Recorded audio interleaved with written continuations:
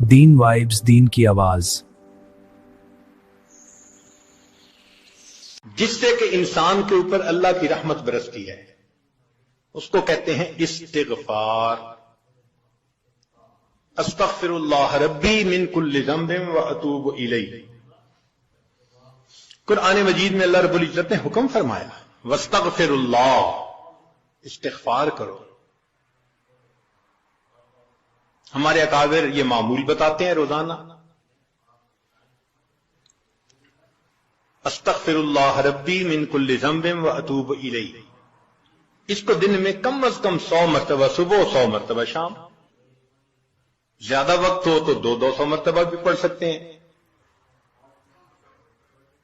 मगर जब पढ़ रहे हो तो जरा अपने गुनाहों पर नदामत भी दिल में महसूस करें। यह ना हो कि जबान पे इस्तिगफार चल रहा है और दिन में गुनाहों के ख्याल चल रहे हैं। राबिया बसरिया रहमतुल्लाह अलैह फरमाती थी, इस्तिगफारुना यहताजु इला इस्तिगफार, कि हम ऐसा इस्तिगफार करते हैं कि उसके ऊपर हमें इस्तिगफार करने की जरूरत है। सबह बरकफ, तौबा बरलब, दिल पर अज लुत्फे गुना। हाथ में तस्बीह, जबान पे तौबा और दिल गुनाह की लज्जत में पड़ा हुआ है। मासियत राखन में आयत बर इस्तिगफार मां, मेरे इस्तिगफार के ऊपर तो गुनाह भी खड़ा हंस रहा है। तो ऐसा इस्तिगफार ना हो, सही नदामत के साथ हम इस्तिगफार पढ़ें तो अल्लाह ताला की रहमत बरसेगी। दलील कुरान अज़ीमुशान, बात पक्की। अल्लाह रब्बुल इज्जत शाह फरमाते हैं, लौला तस्तगफिरून अल्लाह लअल्लकुम तुरहमून। कुरान की आयत। अगर ये इस्तिगफार करते तो क्या होता? अल्लाह ताला रहमत बरसाते। तो इसका मतलब है, ये गारंटीड बात है कि इस्तिगफार करने से अल्लाह ताला की रहमत बरसती है, इंसान के रूह को ग़िज़ा मिलती है।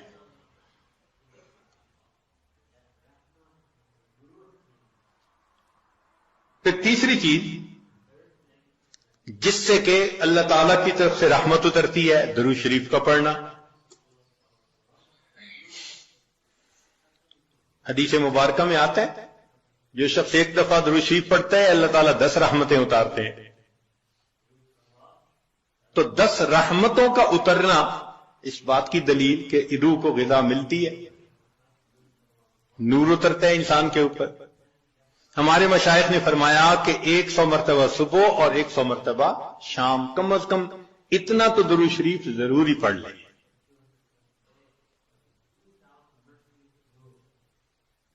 एक सहाबी दिलानो पूछते हैं, अल्लाह के नबी सल्लल्लाहु अलैहि वसल्लम, मैं कितना दुरूद शरीफ पढ़ूं?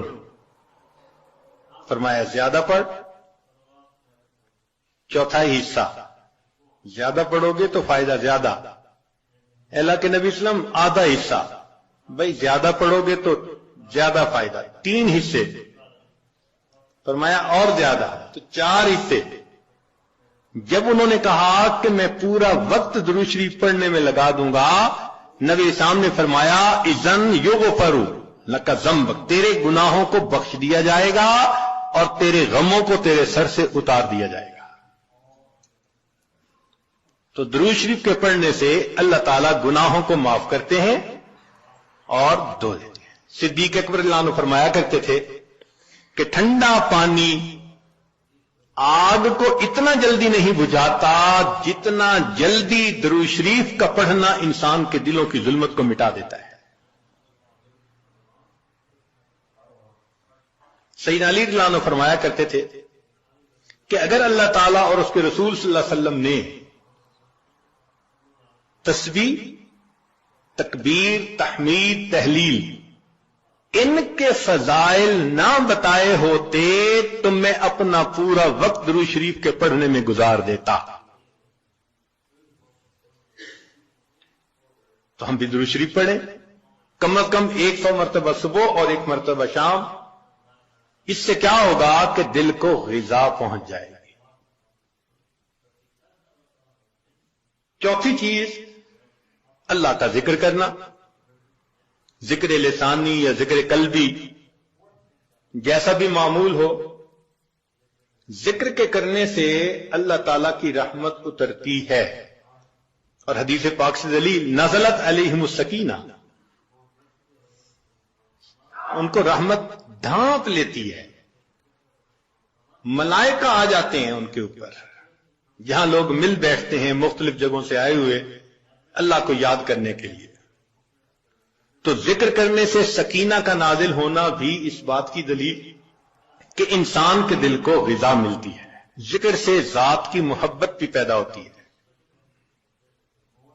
جتنا جس چیز کا تذکرہ زیادہ کریں اتنا اس سے محبت ہوتی ہے۔ تو کثرت ذکر کا حکم اس لیے کہ اس سے اللہ رب العزت کی محبت انسان کے دل میں بڑھتی ہے۔